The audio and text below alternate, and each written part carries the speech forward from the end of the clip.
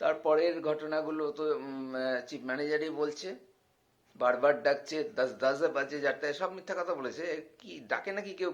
একটা থানা থেকে এই সামান্য ব্যাপারে এরকম বারবার ডাকতে হবে কাউকে? কি কোন ভিআইপি আছে নাকি আমি কোনো ভিআইপি আছি? সে সম্পর্ক যেই হোক, তা না একবারই ডেকেছে সম্ভবত, ওই 10 বাজে ডাকেনি, বারবার ফোন করেনি। এগুলো সব মিথ্যা কথা বলেছে। কারণ যে এই এই পয়েন্টটা বাদ দিয়ে বাকি যে কথাগুলো সব, তার মধ্যে সবগুলোই তো মিথ্যা কথা আছে। যেগুলো দোষারোপ করেছে সবগুলো মিথ্যা কথা, 100%।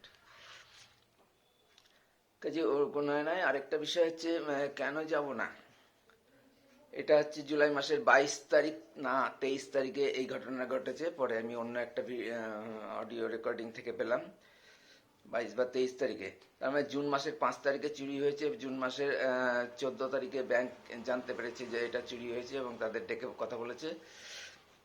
জুলাই মাসের 22 বা 23, মানে প্রায় 1.5 মাস পর, মানে এই ঘটনার পর আমাকে বলা হয়েছিল যে আপনার টাকা ফেরত হয়ে যাবে এবং চোরকে পুলিশের হাতে তুলে দেওয়া যাবে, আইনি ব্যবস্থা নেবে। সেটা বলার পর 1.5 মাস হয়ে গেল। আহ,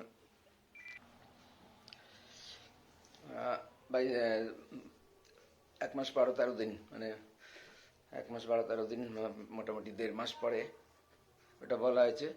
এবং ঘটনার জুন, জুলাই, আগস্ট, 5ই জুন, 1 মাস 20-17 দিন।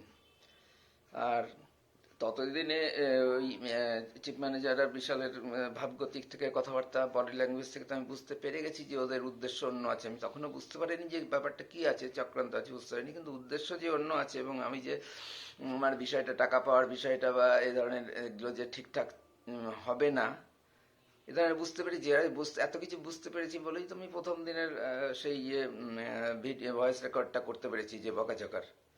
এটা তো ওরা কেউ কল্পনাই করতে পারেনি। ওই দিন তো আমাকে ডেকেছিল, পুলিশে গেছি না, মানে এই প্রশ্নগুলোর উত্তরটা আমি ঠিক দিচ্ছি কিনা, এখন যা দিচ্ছি পরে আবার একই উত্তর দিই কিনা রেকর্ড রাখার জন্য, এই তো কারণ।